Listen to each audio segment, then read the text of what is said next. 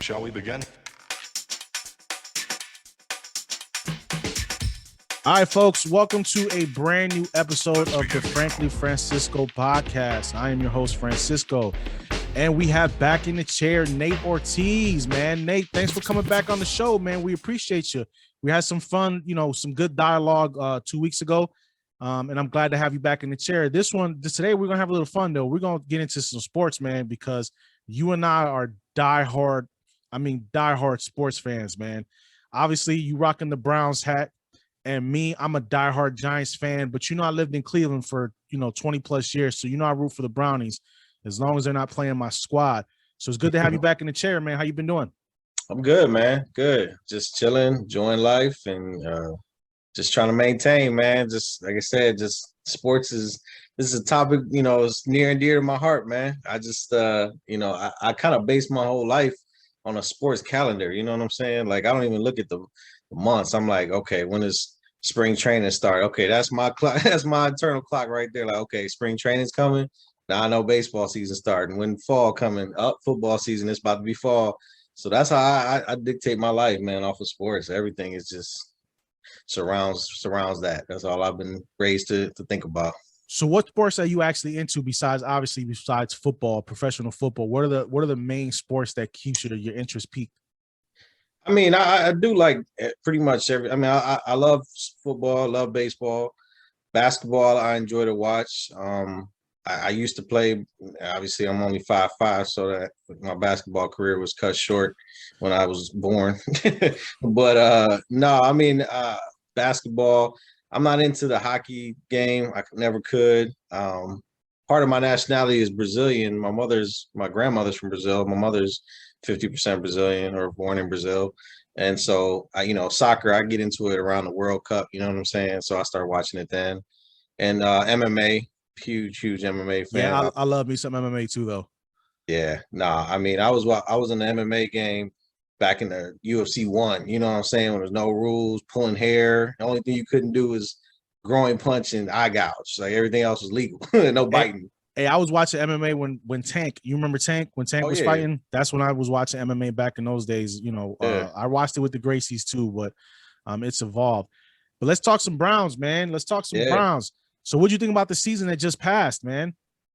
Man, talk about just heaven. That was the most enjoyable football season I had probably in my entire adult life, man. Just being able to watch us and be successful and do it in a way that, you know what I'm saying, we weren't just being, when that one year we had a winning season, I think with God, what was that coach's name? He was a Belichick protege, Mangini. Yeah, Mangini.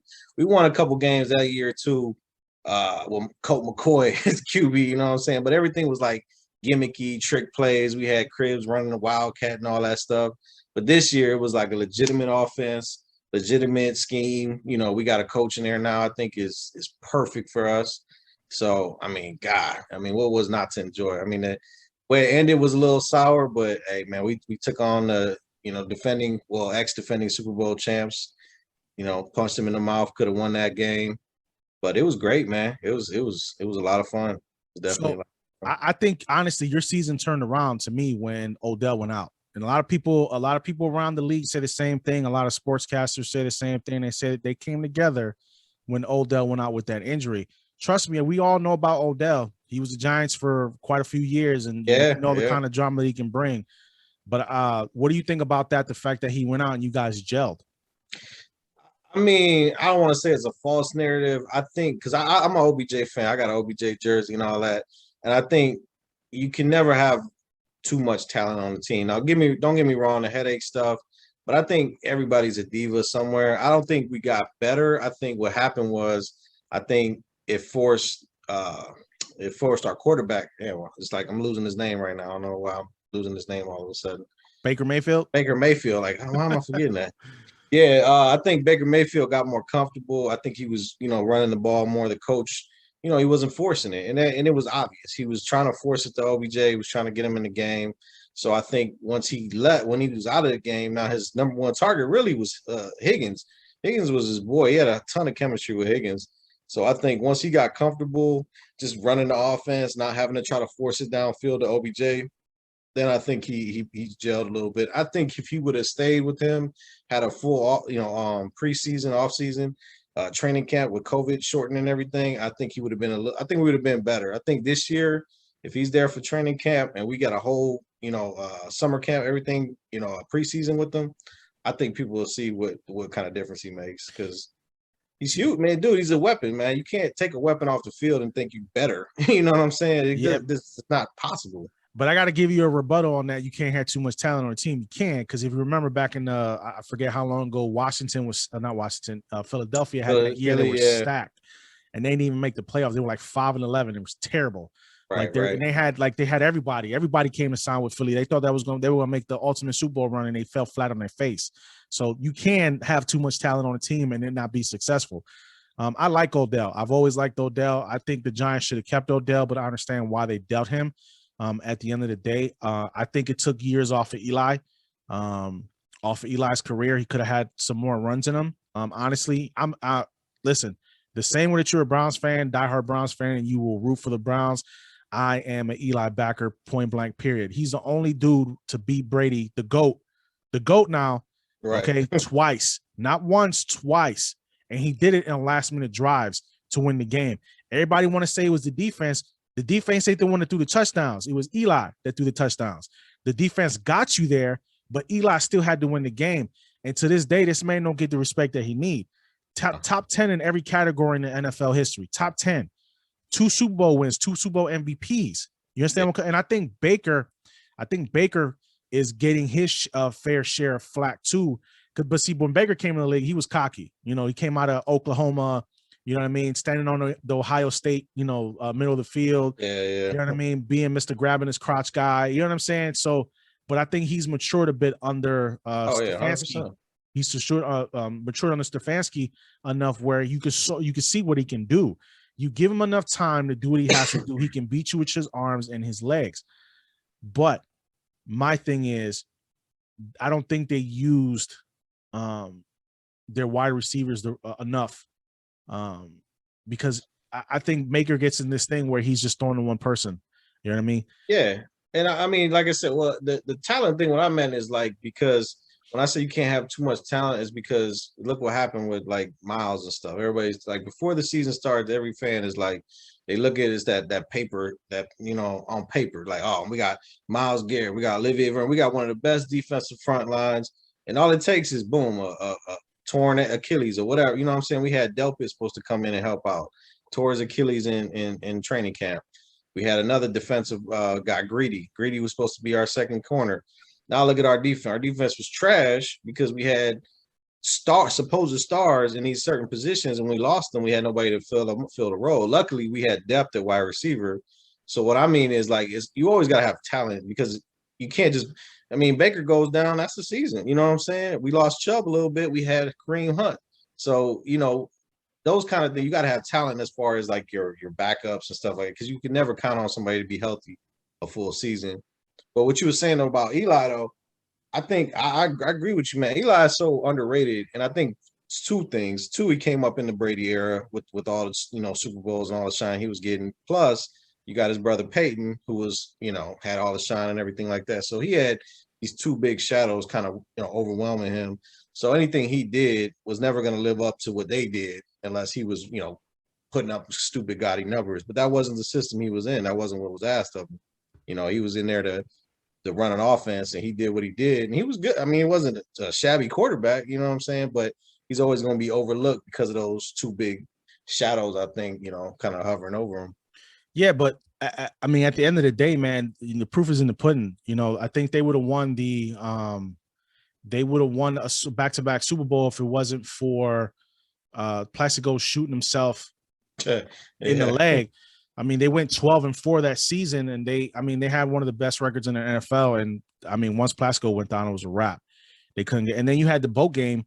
You know what I mean? You remember the boat game, right? You had OBJ, you had Victor Cruz, you had Shep.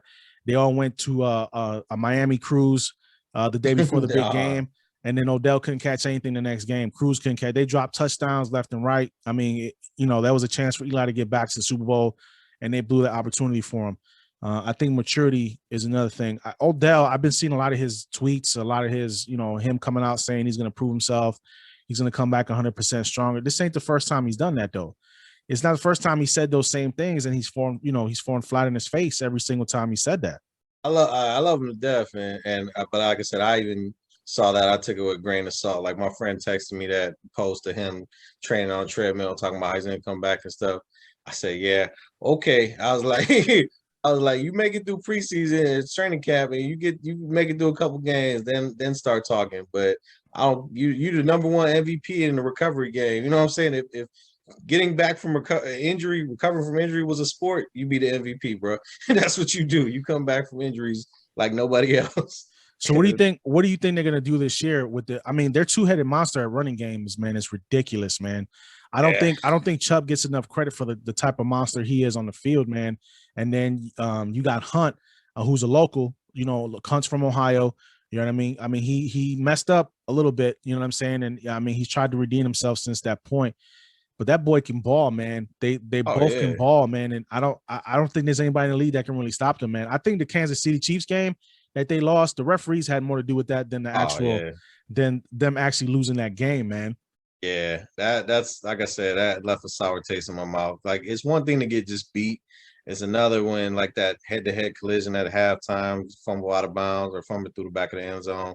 That's a huge game changer right there. Some pass interference calls late in the game that were kind of sketchy. And I'm just like, it's like, trust me, I think coming into this year, like you said, Hunt's a beast. I think Hunt is a monster. Like it's hard to say. Like if they ask me all the time if you could only keep Hunt or Chubb, which one would you keep?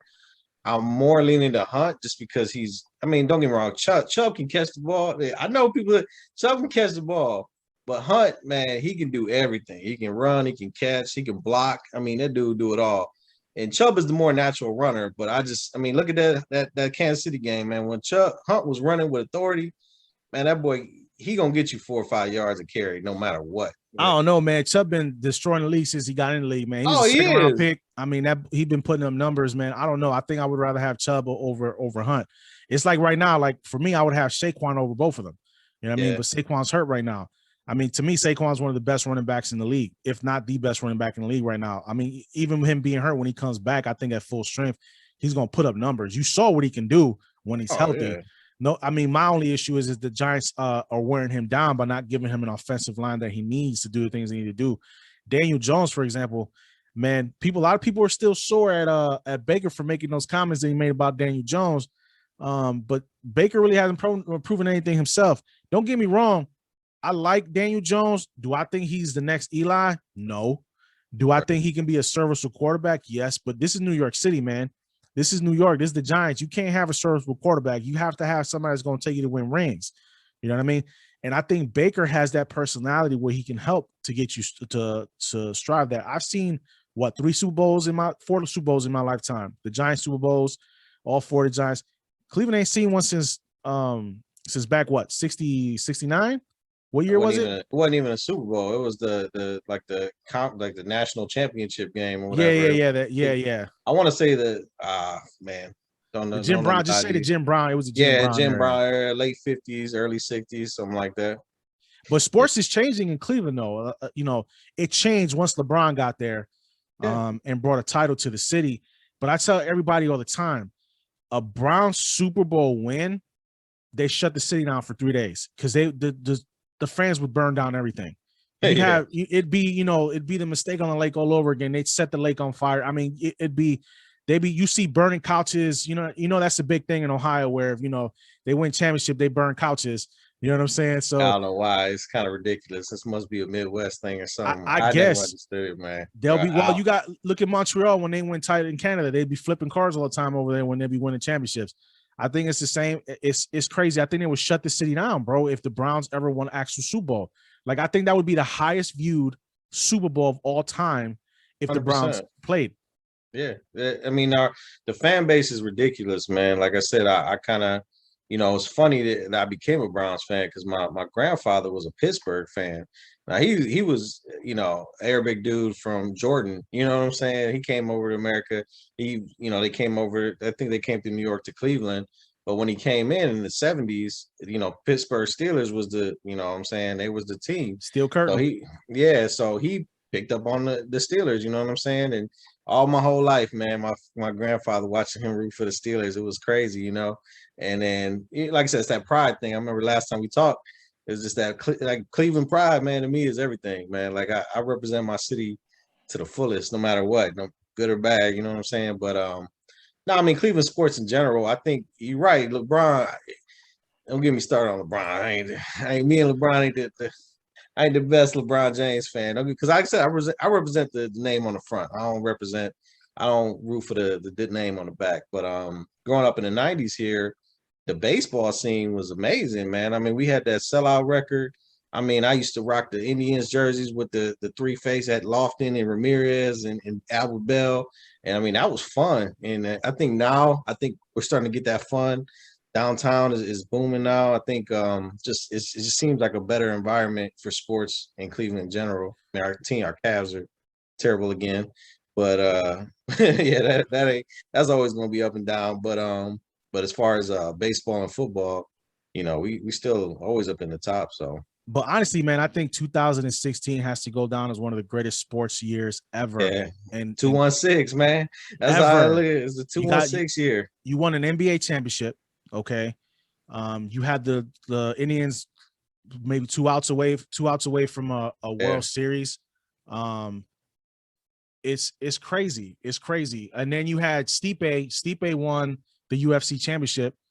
And then you had what do they call themselves now? They were the Lake Erie Monsters. They're just like the Cleveland Monsters now, right? Yeah, it was like the lower hockey league. I forget what they call it. And then you had them win the IFL championship at that time, or AFL, whatever it was. That it was like one of the greatest sports years ever in the city's history. Like at least your squad won a title. In 2000, like my Knicks haven't won anything since the 70s, but I wasn't even born the last time the Knicks won a title, bro. And I'm 41 years old. So I've been suffering Knicks fan forever and a day, man. Like I thought their best chance to win a title wasn't even in 93 it was 93 when they played not 93. I'm sorry. It was 94 when they played the Rockets and they went to game 7 and it shouldn't have gone to game 7. I mean, don't get me started on Starks, but and then you had the Yankees. I had the Yankees to fall on and the Giants to fall on, ever since. Even the Rangers won the title, in 94. So, but as far as suffering Knicks fan, man, Knicks fans been suffering forever and a day. At least you guys finally got a ring that the city's been longing for. But I think Cleveland has the longest drought for winning a baseball World Series, I think, in the league right now. No. Yeah, it was us and the Cubs. Yeah, it was going to come down to one of us for the Cubs. And I was salty, man. My brother was there. He was at they call it the Jacob Field, the Progressive Field, on the last game, that game 7. And I thought it was going to happen, man. I thought we was going to break it. And what's sad is, though, because you from Cleveland, because Chicago and Cleveland kind of had that curse together, I rooted for the Cubs when I was younger. You know what I'm saying? I was a big Sammy Sosa fan. He was like my favorite baseball player growing up. And then I was like, that's my NL team. I got my AL team, the Cleveland Indians. And when it happened, I'm just like, oh man, this is crazy. I got my NL team on. Of course, I'm rooting for Cleveland 100%. But yeah, now you break that. They broke that curse. And I don't know, man. It's gonna be tough. Baseball is always, baseball. I think is like basketball. It's a 7-game series. It's NFL. You go to the Super Bowl, anything can happen. Either team can win. Like you said, your Patriots and Giants is a perfect example. They was underdogs, crazy underdogs, undefeated. Patriots coming in there about to just roll them. That's what everybody said. They went through the wild card and boom, took them out. Baseball, you got to win 7. You got to win best of 7. You know what I'm saying? So really seeing, I guess, who the better team is, I would say. You know what I'm saying? But I think that rain delay hurt them, though. That rain delay hurt them. We had the electricity, the momentum going. Yeah, that rain delay screwed everything. You even had the Cavs. The Cavs were in the stands too. They were, rooting for the Indians to win as well. I mean, it was electric. So, I'm from New York originally, moved to Cleveland. I was in Cleveland for over 20 years, man. So I can't say that I don't root for any of the Cleveland teams because I do. I love the Browns. I love the Indians. I love the Cavs. You know what I'm saying? I'm a huge Ohio State fan. As long as they're not playing any of my New York teams.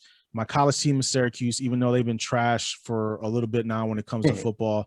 I'm a huge Yankees fan. I bleed pinstripes. You know what I mean? A Giants fan, huge Giants fan. Love my Rangers. You know what I mean? So I represent both, I take pride in that. I can say I represent both cities because I do. I can say that because I spent a majority of my life in Cleveland. Right. I can say to myself, I'm allowed to root for two teams as long as they're not clashing with each other. But I don't think Cleveland gets enough respect for the city that's becoming and things that has changed. Because these sportcasters, let's just switch gears into this, man. Like people like Stephen A. Smith, man, they and Skip Bayless, man, Colin these guys, Cowherd. Colin Cowherd, these guys, they have such a vendetta against the city of Cleveland, man. It kills me. Like you talk so much trash about the city. Oh, you were mad because you couldn't go. You had to come to Cleveland for the NBA Finals. So what? You had to come to Cleveland for the NBA Finals. Right. It's LeBron James. You had to come to the NBA Finals 4 years in a row because they went to the Finals 4 years in a row. Yeah. You were really rooting against them because they went back to back finals, and you had to come here and endure Cleveland. Let me tell you something, folks. Cleveland has done an about face about what it was. Back in '94, they started doing the change with the Indians' new stadium down there. It went from Jacobs Field to Progressive Field. Is it still Progressive Field now? They changed it. Yeah. To Progressive Field. You had the new Brown Stadium that was built downtown. It was beautiful. It was state of the art when it was built. I think now they did a bunch of renovations in the stadium as well for the upkeep. We have, Cleveland had, and I'm saying we, like I'm still living there. I'm in South Carolina now, folks, but I still refer, as we. The theater district downtown is the second largest theater district in the country right now. It used to be Chicago, but now it's Cleveland, and obviously New York is number one. So the culture's there, man. Here we go with the we again. They have great museums, you know what I mean? They have great cultural icons that are there. People like Jim Brown, that play for the Browns. You know what I mean? LeBron James. There's a ton of history. There's a ton of history. I mean, you go back to Jesse Owens from Ohio. You know what I'm saying? There's so many different things that you can think about that people don't realize, like the rock and roll. You know what I'm saying? The reason the Rock and Roll Hall of Fame is in Cleveland is because they say it's the birthplace of rock and roll. I mean, it's hilarious. We talk about fan bases and stuff, and like you said about these talking heads on TV and stuff like that, because the narrative is never about the sports teams. When you look at it, they always bring up the past. They always bring up how downtrodden our city is and how lovable losers and everything like that. And I think it's just an easy target for them. So that's lazy to me. Like those people, those commentators are just lazy. They're like, okay, we got to talk about Cleveland because they're good now in sports, but we're going to talk about how the city's so cold and nobody wants to come there. And like that's all Stephen A was talking about. Like, oh man, I'm in Cleveland, it's cold and gloomy. And we're like, okay, so what does that mean? Like you soft, like you from Philly, ain't you? Ain't you from like, you know what I'm saying? You come from the same. I think he's from like area. Philly or Washington, one of the two. Something like like East Coast, like down in gutter city, like we is. You know what I'm saying? And then you got people like Cowherd. I think. I mean, man, I can go on for days. Like I said, Cowherd's personal beef. That's just personal. Well, to me, Cowherd is. I mean, Cowherd gets paid he's essentially a Skip Bayless. Him and Skip Bayless are in the same, man. I mean, I never met a guy who contradicts himself so much when he's talking, man. Like Cowherd and Skip Bayless, them dudes are trash. Everybody 1 minute, and then the next minute they're praising them. You understand where I'm coming from? Stephen A is the same way. This guy gets paid 10, bro. He gets paid 10, and all power to him, man. I'm happy. He's making his guap. He earns it. The dude's on TV all the time. Like even when he's on vacation, he's still posting stuff on Twitter. You know what I mean? If there's breaking news, he always gets on. Don't get me wrong. His work ethic is incredible. He puts in the time and the effort to do things he needs. He deserves what he's getting because he's gotten to that point. But man, this dude he contradicts himself all the time when he's talking. Like 1 minute he's talking big and tough, like he some big tough dude. Like, but then when somebody comes and corrects him, you know what I'm saying? That's what they always do. They shrink down into their little box.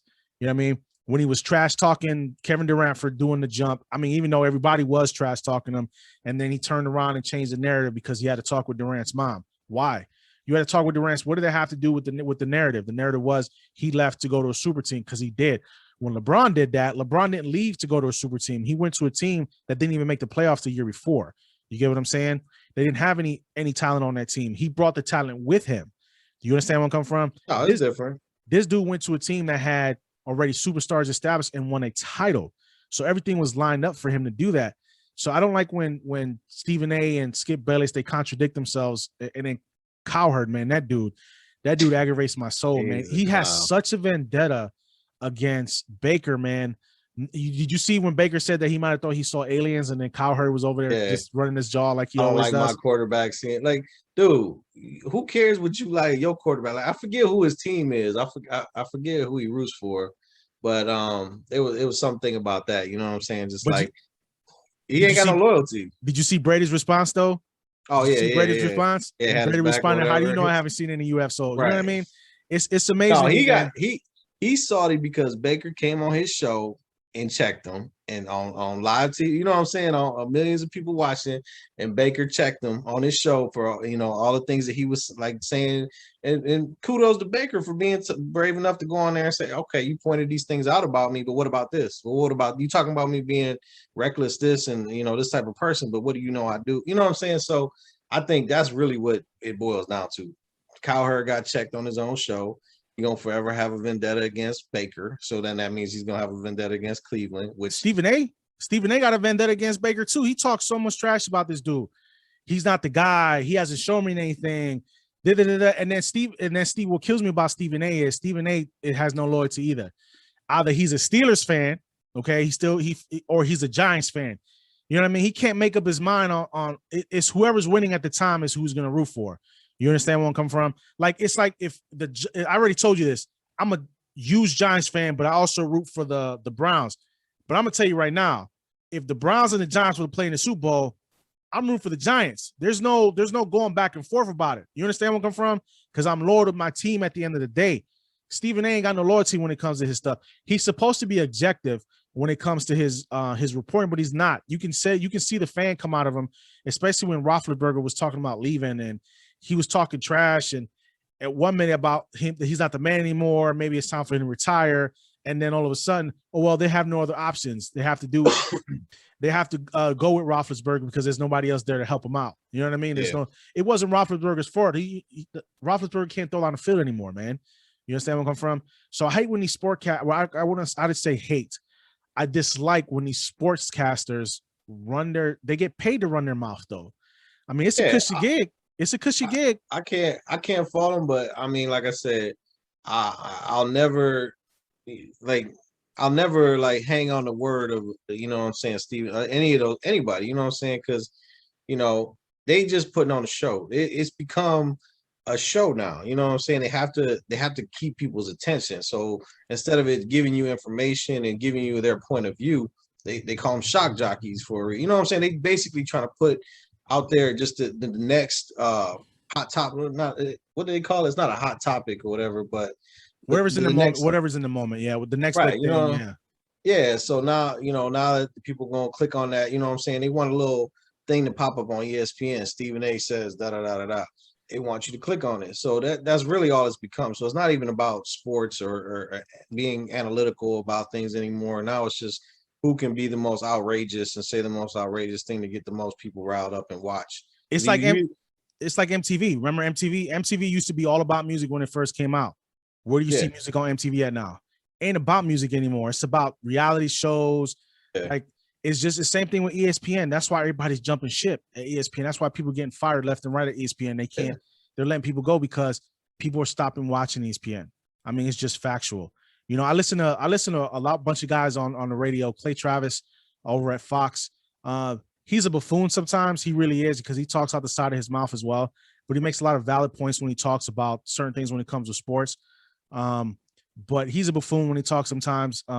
These guys get paid to say outrageous things, man, like you said. And I think sometimes people get turned off by that. But a lot of people keep looking in and keep viewing the stuff over and over again because they bring people in.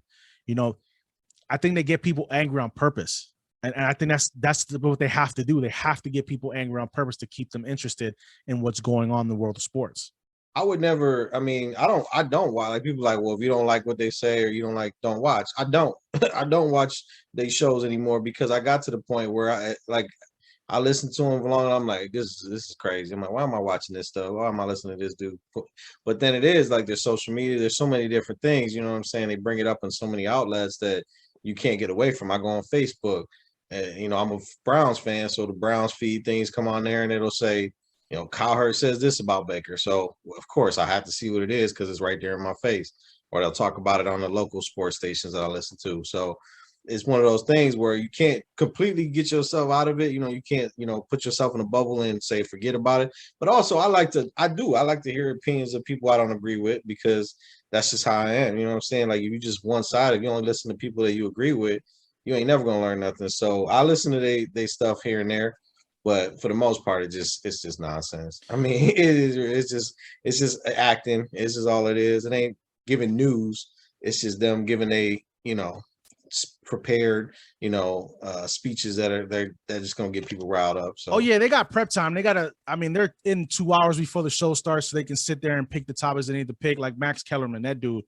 I mean, he's good at boxing. Don't get me wrong; he's one of the best minds when it comes to boxing. He's been doing it forever.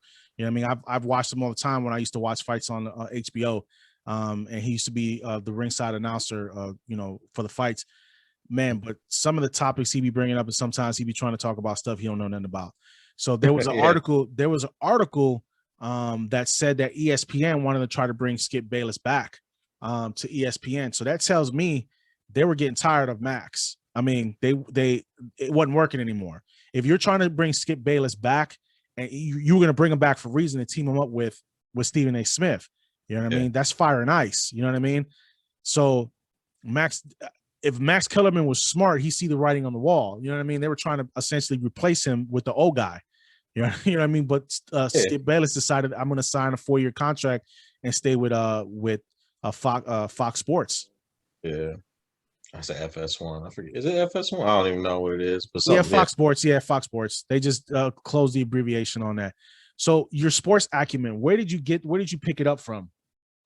Yeah, I mean, my father definitely. My father's a huge influence. He had, me and my 3 brothers. So it was 4 boys in the house. My father plays sports. His brother plays sports. So a lot of my uncles were big into sports and stuff. So, I mean, he people say you shouldn't say it, but he was more of a coach than he was a dad, I guess you could say, growing up. You know what I'm saying? He was more, teach you lessons and stuff like that in a sports analogy than he would, you know what I'm saying, giving you nuggets of life, as a dad would. But no, man, I mean, I did everything. I played sports all through elementary school, up through high school. I wrestled, did football, baseball. I mean, really, that was it. I mean, the competition in my house was crazy. Unfortunately, I didn't hit the genetic lottery. You know what I'm saying? My 3 brothers, they got the height and the speed and the size and everything. So all 3 of them played football in college. My youngest brother, he's a freaking superstar in the city of Cleveland, period. I mean, you can't go anywhere and say his name, Shaq Washington. I mean, did Shaq play for us? Wasn't he like? I mean, Cincinnati. Shaq set records in Cincinnati, didn't he? He was like the man there. No, he went to 2 back-to-back state championships in high school football for Maple. My mom, Minor Maple Heights, and then he won one, lost one. He came back, got his revenge, won it. Then he went to Cincinnati. He's a little smaller to be a quarterback there, but he was a receiver. Broke all of Cincinnati's receiver records and things like that. And he's a short guy. I mean, he's only 5'9", 5'8", 5'9". But I mean, they even put him in a QB in a bowl game. When the QB went down, the coach had enough confidence in him to play him at quarterback. You know what I'm saying? They scored a couple times. So I mean, he's a freak. You know what I'm saying? My brother, thankfully, he didn't make it all the way. I think my family. My father, he's kind of just the way things have been happening with NFL and concussions and things like that. He's kind of blessed that he didn't really go into it, but now he's the head coach of the high school that he grew up with. I mean, you can't script that, man. I mean, the dude came up, became a legend, did all the things he did, but minus the NFL career, but he came back. He's coaching his high school team. My other 2 brothers, my brother Chris, he played in arena ball. He played for the Tampa Bay Storm, and he played for the Cleveland Gladiators. My brother Joe played college football at a high level. He was probably the most gifted physically. He's the biggest, strongest, but he just didn't have that killer instinct like the other 2. You know what I'm saying? He's more laid back, chill guy. But yeah, sports in our house was just everything, man. I mean, that's all we talked about. But my thing for you is like you didn't get the, like you say, you didn't hit the genetic gene pool, but your mind, man, I think your mind for sports and for football, especially, bro, like your mind is amazing when it comes to that. You can call out plays before, and I've seen you do this in person. Like I've seen you do this in person. This is no lie, folks. His mind is sharp when it comes to this stuff. Like he'll sit there and he'll watch a play unfold before it happens, and he'll call out the play before. And I'll sit back and like, how the hell did he do that? Like your field of vision, and you're not even on the field. My thing is, you know what they say, if you can't do, teach. What has kept you from trying to get into that field, man, of coaching, man? Because I think you would do very well in that field. Yeah, yeah. And you know what? The thing is, I've discussed that with my brother Shaq, and consider we're in different areas now. My city's a little further away from where he's at. But yeah, man, you know, that was always the number one dream. Like we said before on the other show, you know, I have a lot of passions, and there's a lot of things that I enjoy to do. Like I wanted to work for Marvel, man. I love cartoons and comedy and drawing. I wanted to be a cook and be a chef, an entrepreneur. And sports though was always number one. Like if I could do anything in the world, if I couldn't play sports, it'd be something involved with sports. And I mean, trust me, I want to be a coach. Don't get me wrong. I love to coach football. You know, right now the position I'm in, it's just, you know, finding the time, you know what I'm saying? Like being able to, I'm gonna find the right opportunity. I have a young son now, you know my son, obviously, you know what I'm Yeah, saying, yeah, yeah. Christian coming up. So I mean, I've been doing coaching with him coming up, little league stuff, but it'll be a time and a place. I think it'll get there. I honestly, you know, not toot my own horn, I think I could have been a really good coach in any division, just because I love the game, I study the game, you know what I'm saying? It's not just, to me, it's like I said, I love to play, but like you said, it's the thinking, the chess, the mental chess game in football, when you know what that person's trying to do and you know their tendencies, and you kind of just see it happening before it happens. You know, I trust me, I know it's not never too late, you know what I'm saying? I don't think I missed the boat completely, but I'm gonna get there. I'm gonna get there one. I mean, you might have to start out, you know, like you said, high school or Pee Wee League, just to, you know, Yeah, get your feet wet and. But I think you have, honestly, man, I think you have the talent for this stuff to call. I mean, like, it's amazing, bro. You can call out plays, live NFL games that we're sitting there watching, and you're calling out plays before it happens. Like you, when you see somebody getting ready to jump the line, you'll call it out. That takes talent, man. That's not something like I'm lost when it comes to that. Now, for me, it's baseball. Like if I'm sitting there watching a baseball game, I can tell you, you know, what might end up happening, who they're going to bring in against who, you know, if they're going to bring a lefty in against a righty, you know what I'm saying? If they're going to switch out defensively, because that's my passion, been playing baseball since I was young. So, but you have a gift, man, for that stuff, man. And I think you need to cultivate that somewhere, somehow, man. I understand and I'm in the same boat as you, man. In the world we're in right now, it's tough because we have to work to provide for our families. You know, I have 5 kids, you know what I'm saying? You have 2 with 1 on the way. So it's like, it's finding that time that we have for the extra stuff, but you know, we got to do our role. We got to play the dad role as soon as we get home. We can't turn it off from work. When we get home, we got to go right jump into taking care of the house. You feel what I'm saying? You know what I mean? And yeah, that's the tough part. But I think as your son gets older, I think, you know, when he gets into school and you start getting him into sports, you know what I mean? Things might be a little bit more easier for you to find that time to start the coaching, because that's who you're going to start with anyway. You're going to start with yeah. your son. Yeah, and that's where it is right now. You know what I'm saying? I'm trying to get him into sports like my father got me into it. You know what I'm saying? It's a little harder with my son, just because it's just, you know, I got my daughter. She's not into sports at all. There's nobody really pushing him. You know, like me. You know what I'm saying? It was me and my brothers growing up. We was always in competition for something. You know what I'm saying? So sports just came natural for him. You know, he's still head in the clouds. You know, he's 5. You know, but yeah, so no, definitely, man. Like I said, it ain't never been forgotten. I'm still right there. I was actually just talking to my brother about a month ago about, you know, getting me on this coaching staff, and he looked at me all like, really? He's like, you serious? And I was like, hey man, because he's you know, even though we're brothers, he told me, he's like, I don't want nobody on my, you know, coaching you know, having one of my coaches represent me that ain't good. And I looked at him, I'm like, what you mean it ain't good? You know, like I don't know what I'm doing. But he said, no, you gotta know the system and what I'm trying to run. He said, I'll put you in the lower league, and you know, you get your the middle schoolers and stuff like that ready to come up to the high school level. And I said, that makes sense. I respect that. You know, but don't get me wrong. I be watching this game. I'm like, come on, Shaq. Like, I can tell you what you should be doing. You know, he's my younger brother. He ain't trying to hear it. But he, you know, my dad be like, you know, Nate know what he talking about. So. But that's raw passion though. But that's what it is. That's that raw passion you have for sports. And this is why I wanted to have this conversation today, man, because this is what I'm talking about when I say we need to fight for our dreams, man. This is something I think that you have a passion for, man. You need to try to explore it at some point. I'm not saying quit your job and go straight head in. I just think it's something that you need to ease into, man. Just like my podcast, man. I'm still working my 9 to 5. I have to have a family to take care of, but this is something I'm easing into. And, as we go on, everything will get better and crisper. Everything takes time. And I think you'll find that angle.